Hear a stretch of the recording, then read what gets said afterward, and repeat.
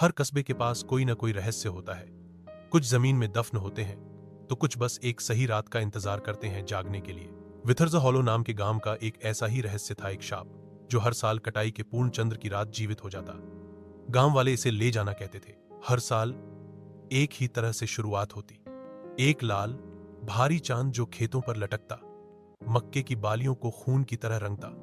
फिर शुरू होती फुसफुसाहटें, धीरे धीरे हवा में सरसराहट जैसी, फिर पास आती और अंत में चीखों में बदल जाती। और हर बार कोई न कोई गायब हो जाता। गांव वाले उन गायब लोगों का कभी जिक्र नहीं करते, न अंतिम संस्कार न खोजबीन, बस चुप्पी। यह समझा जाता जिसे लिया गया वो गया। 12 अक्टूबर 1997 चांद फिर से लाल था। एलाइजा मॉर्गन 17 साल की इन बातों पर यकीन नहीं करती थी। उसके लिए ये बस पुरानी शराबियों की कहानियां थी जो बच्चों को डराकर मजे लेते हैं। मगर उसका छोटा भाई जेमी डरा हुआ था। वो मुझे ले जाएंगे लिज़ा, उसने खिड़की से बाहर झांकते हुए कहा, जैसे उन्होंने मिस्टर हेल्बर्ट के बेटे को ले लिया था। इथन हेल्बर्ट भाग गया था, एलाइजा ने जवाब दिया। उसे ये गांव कभी पसंद ही नहीं था।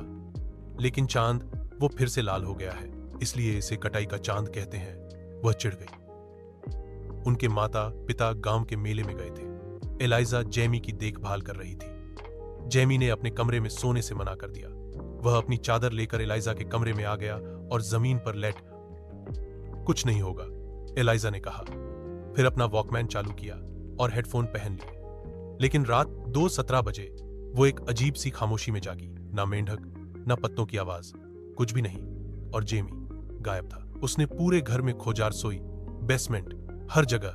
फिर उसने देखा मुख्य दरवाजा आधा खुला था। एलाइजा, एक फुसफुसाहट, न जेमी की बल्कि किसी और की भारी अनजानी आवाज।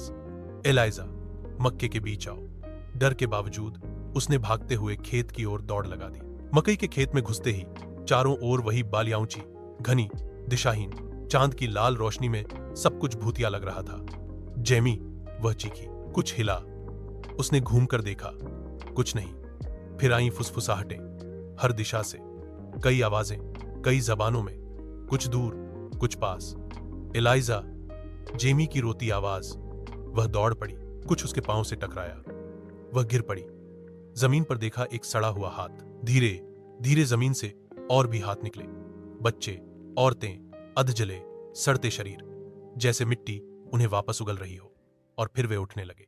मरे हुए लोग, कुछ सैकड़ों साल पुराने, कुछ हाल के, सबके चेहरे पर वही सड़ी हुई मुस्कान। जेमी, वह चिल्लाई और भागी। लंबे दौड़ के बाद उसने रोशनी देखी। वह एक गोल खाली जगह थी जहां मकई नहीं उगा था।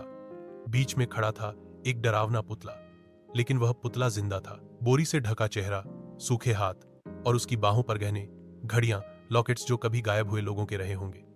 जेमी उसके पैरों के पास खड़ा था। उसकी आंखें खाली थीं। जेमी, एलाइजा दौड़ी। पुतले ने उसका नाम लिया, एलाइजा। उसका सिर घूमा। बोरी पर सिलाई से बनी मुस्कान फट गई। अंदर से अंधेरा। हर साल एक, यह कर्ज है तो मुझे ले लो, उसने कहा। पुतला रुका। कोई खुद को पेश नहीं करता। जेमी को होश आया। लिज्जा, भागो, एलाइजा ने चिल्लाया। जड़ें जमीन से निकली।